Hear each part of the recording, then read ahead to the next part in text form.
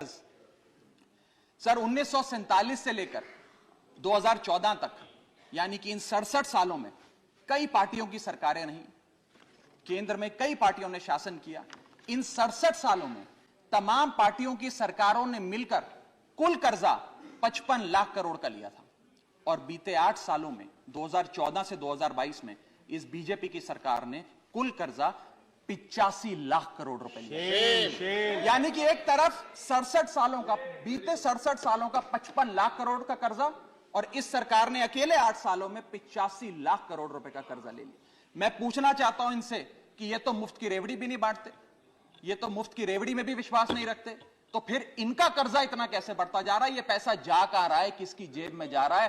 दोस्तवाद की नीति के तहत कौन से इनके दोस्त हैं जिन्हें फायदा पहुंचाया जा रहा है? ये मैं पूछना चाहता हूं सर 2014 में जब भाजपा की सरकार बनी तो government debt to GDP ratio 40% था, मात्र 40%।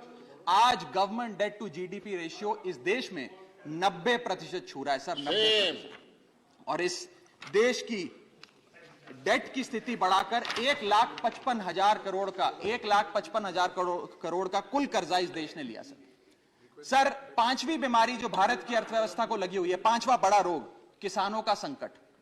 सर मैं बताना चाहूंगा कि बड़े बड़े उद्योगपतियों के, अपने दोस्तों के बड़े बड़े लोन्स इन लोगों ने माफ कर दिए, लेकिन भारत देश के किसान की जो कर्जा था, जो डेट था, वो पिछले 8 सालों में 53% बढ़ा है, कम नहीं हुआ सर, 53% इंक्रीज हुआ है, जिसके चलते आज एवरेज फार्मर डेट, पर फार्मर डेट इस देश की 74,000 रुपए, यानी कि 74,000 रुपए का कर्जा आज देश के हर किसान के सर पर है सर।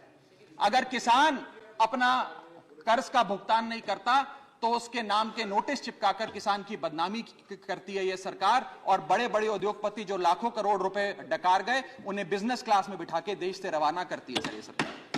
सर आज हमारा देश का अन्नदाता, देश का किसान जो हमारा पेट भरता है, जो हमें खाना देता है सर, आज वो जहर खाने को मजबूर हो गया है।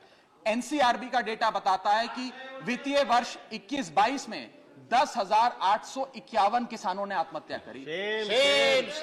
यानी कि इस देश में औसत रोज के 30 किसान आत्महत्याओं की आती है, 30 किसान रोज इस देश में आत्महत्या कर रहे हैं। हम आजादी का अमृत महोत्सव मना रहे हैं and 30 farmers per day in this country commit suicide sir.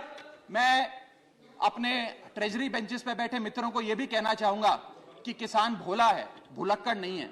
वो ये नहीं भूला कि 1 साल आपने उसे खुले आसमान में सड़कों पे आंदोलन करने के लिए उतारा था, जिसमें 800 से ज्यादा किसानों की शहादत हुई सर। और सर किसानों के बारे में मैं एक आपको बड़ी महत्वपूर्ण जानकारी देना चाहता हूं। किसानों की आय दुगनी करने का वादा इस सरकार ने किया था कि हम बढ़ाएंगे और दुगनी करेंगे। आय दुगनी करना तो छोड़ दीजिए, स्टैंडिंग कमेटी ऑन एग्रीकल्चर की रिपोर्ट बताती है कि 4 से ज्यादा राज्यों में आय बढ़ाना तो दूर, 30% किसानों की आय घट गई सर, बढ़ाना तो दूर की बात। आय किसान की घटाने का काम इन लोगों ने किया, और एक ऐसे दौर में जब भारत की रूरल इन्फ्लेशन भारत की अर्बन इन्फ्लेशन से ज्यादा है, यानी कि गांव में रहना महंगा है शहरों के मुकाबले। सर मैं छठी बीमारी पे आता हूं। जो छठी बीमारी भारत की अर्थव्यवस्था को लगी हुई है सर, वो है प्राइवेट सेक्टर इन्वेस्टमेंट में गिरावट।